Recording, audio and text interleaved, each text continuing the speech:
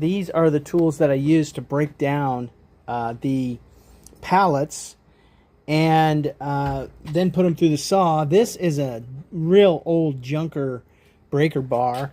This is one of these beautiful Gorilla bars.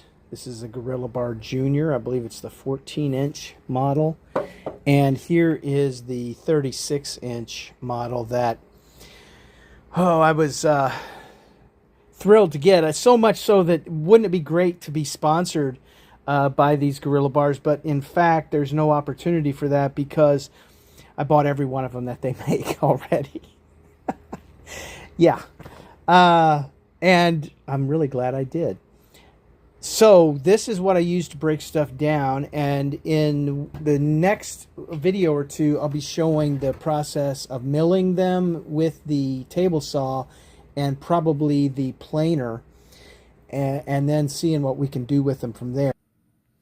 The prep process, I noticed this stack that I think is in a good place. Getting the fan set up, getting the jig set up. It's not perfect yet. I've got a straight line, but I think there's some ways that I can make this better. Putting some clamps on it to hold it steady with the rail. But then I noticed, yes, that pile that I made is in the wrong place, so it has to be moved. And now the clamps are going on. You can maybe kind of see how it's tilted up a little bit on the facing right side here, close to the blade. It's when you pull it tight with a clamp, it tries to pull it up. I can do better than this, but it's a straight line. And so doing some test cuts here just to make sure that I've got the dimension worked out that I want to cut. I don't want to take too much off, but then I want to be able to run the cut line against the board on when I change the distance setting, the cut line distance, to really get them clean on both sides, straightened on both sides. That is part of the process here. We're trying to straighten up some of them really super wonky boards. So the most of this is oak, but what I realized after I got going was that I had another pile of boards that I had taken off some pallets that I hadn't done anything with yet. So my stock basically almost doubled with what I had. So there's going to be a lot that is run through here. And it's not necessarily, well, obviously there's a lot of clutter that it'd be nice if I had a little more better organized workspace, something I need to work on. But the cutting was going well, although the sawdust, I need to be wearing a mask. It's getting to be too much in there. I had some scrap pieces, some other stuff that trying to see if I could do something with, and so these are some off sizes. Now coming back, the idea here is to get the, as I said, the other side, just a bare minimum cut, and run the rest of them through so that not two things. One, both sides are a straight, clean cut. And the second thing is, I mean, as straight, clean cut as it can be. You might have seen that one that's really super wonky that it's going to be crooked pretty much no matter what I do. If it can be used, great. If not, you know, it'll be some scrap. But the idea is to get both sides cut straight, and then I'm going to do so that they're all exactly the same dimension to the best of my ability.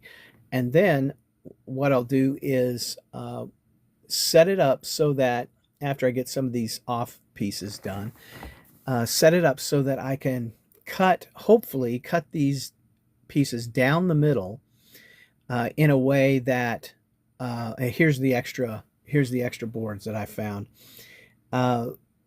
Cut these down the middle so that they can be basically exactly the same size.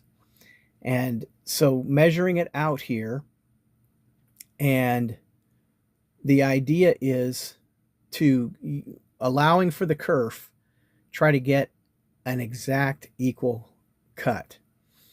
And it was pretty amazing the way it turned out, because I did actually get it to where as just close to exactly right as I could. Just kind of demonstrating here, I slowed a section down to try and show that these things are just exactly straight up. It does look like AI, and it probably is now that I think about it. It wasn't intentional, but this is probably the phone filling in when I slow down a hyperlapse.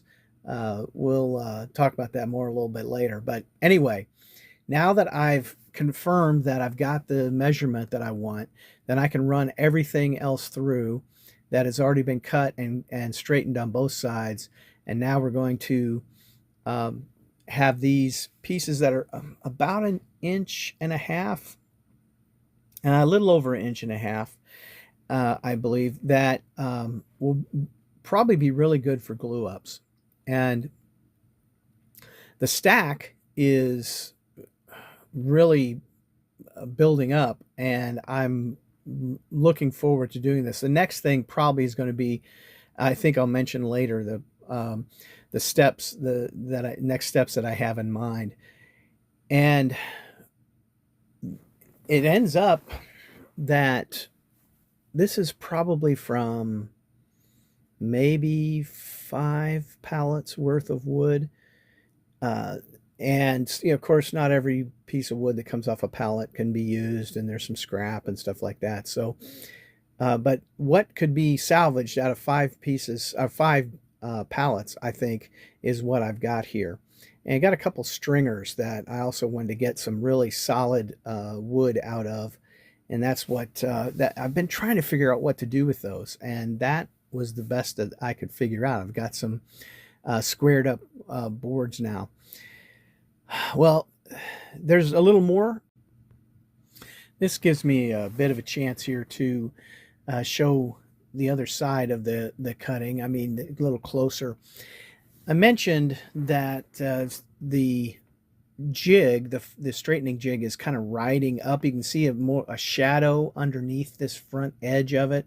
That means that the clamps are kind of pulling it back and pulling it up a little bit. I have an idea for how to fix that, but it's still a straight line at this point, so it was working fine, especially for this rather non-precise material that I'm working with. The idea here is to get just a thin cut off of one side so that that side is then straight, and then the other side can get straightened up. So here's some that already have one side done. Now we're going the other side. Just a fraction of an inch, move the bar in. I don't want to lose too much of it. And so these are the short pieces that I cut. I get to save a lot more wood this way, because when I try to use a crowbar or something to break it out, a lot of times these long stretches just snap, or they crack in the middle, and you got to do glue ups if you want to try and use them. And so this is maybe going to turn out to be a much better way to go.